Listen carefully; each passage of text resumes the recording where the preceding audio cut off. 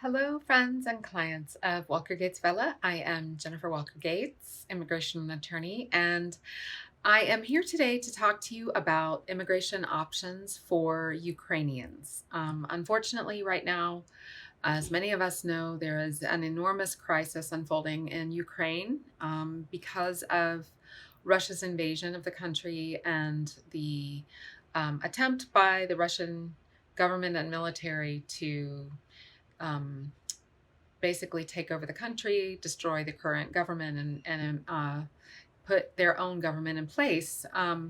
As a result of this war, the members of the Ukrainian nation, citizens of Ukraine around the world, are facing a little bit of a migration crisis. And so we're getting lots of questions from many different individuals who know Ukrainians, who have Ukrainian family members, about what options exist for Ukrainians at this time. So I want to share a little bit about what we know about that situation and what some of the possibilities are for Ukrainians.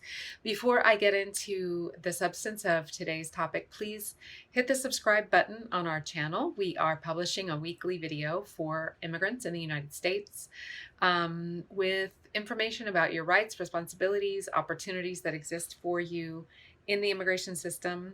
We want every deserving immigrant in the United States to have the security and opportunity that come with legal status in the United States. And to get that legal status, you need good, reliable information. So please do touch that subscribe button and make sure that you don't miss any of our updates. All right, so for Ukrainians that are already in the United States, especially if you're in the United States as a student or as a tourist on a temporary visa where you don't already have work authorization, but your visa may be expiring.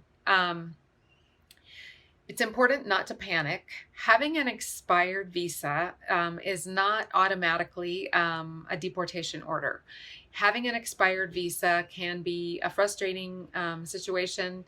It can make you feel a little trapped, but it doesn't automatically subject you to deportation to your home country.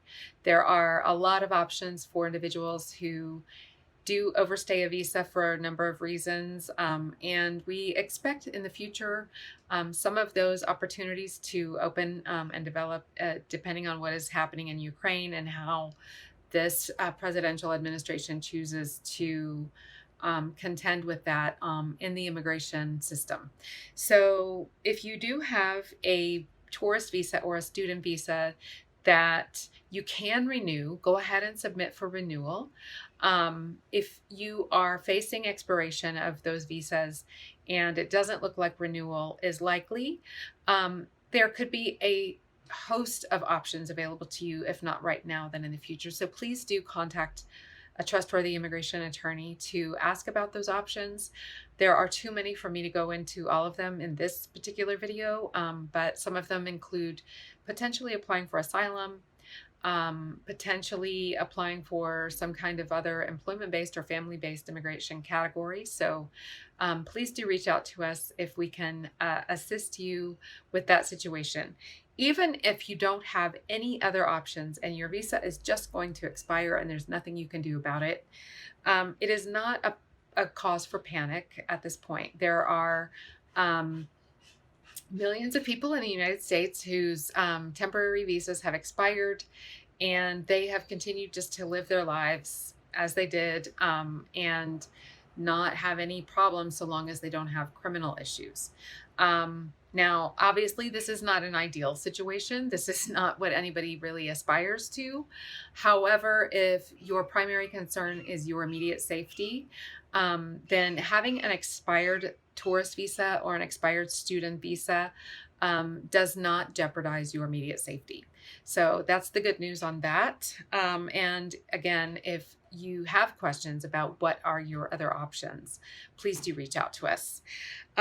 Another sort of status that can be opened up, and we expect may be opened up for Ukrainians in the near future, is temporary protected status. Temporary protected status is a designation made by the president of different countries who are dealing with this kind of civil conflict, military conflict, and extreme natural disasters.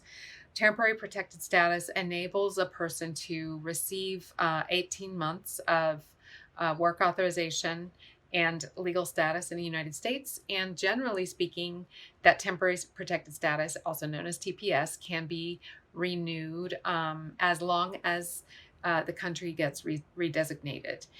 The only time in the decades that temporary protected status has been an option for people, the only time we've ever seen any real challenge to the program was under the Trump administration, as Donald Trump attempted to terminate temporary protected status for a number of countries. The courts did not allow that to happen, and unfortunately, Congress has failed to provide a more permanent solution for those individuals.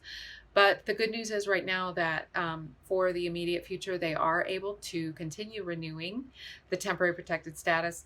And many individuals with TPS are able to find ways to obtain a more long-term, more permanent solution to their immigration situation.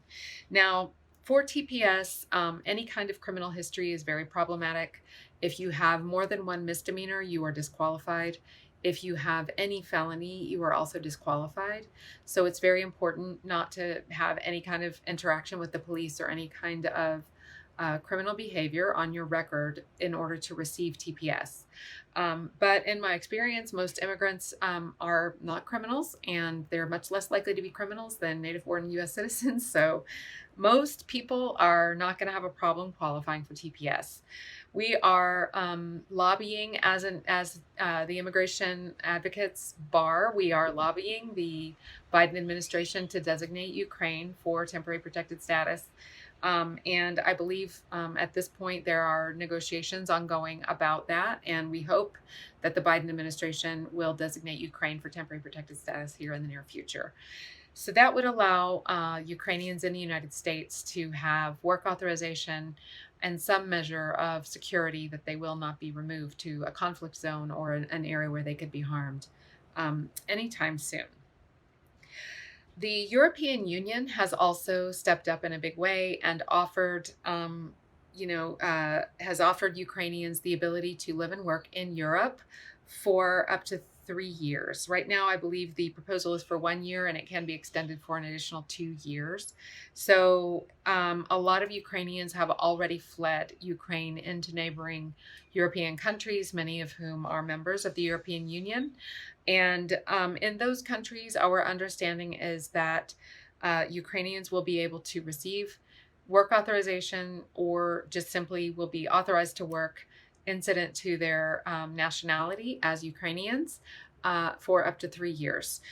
That could be true as well for individuals who are in the United States, who are Ukrainians, who wish to travel to EU member countries. My understanding is that Ukrainians do not need a visa to travel to European Union countries. They can simply get on a plane and go with their Ukrainian passport, and once in those countries, automatically have work authorization and lawful status for up to 3 years.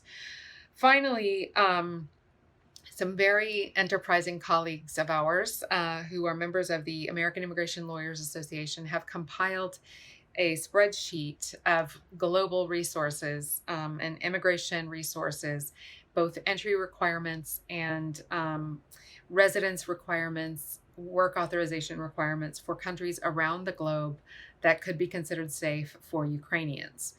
If you would like access to this spreadsheet, now, mind you, it is not necessarily going to be 100% reliable in the sense that this is just someone, of their own volition, taking the initiative to try to go and research countries around the globe and the requirements that they have in place for Ukrainians who would like to enter. these are not necessarily, no one is an expert in every single country's immigration system. So there could be potentially flaws or errors in this document. However, it should be a great starting point for any Ukrainian who wants to know what their options are globally. If you are interested in having a copy of that spreadsheet, we will be happy to provide that to anyone who requests it.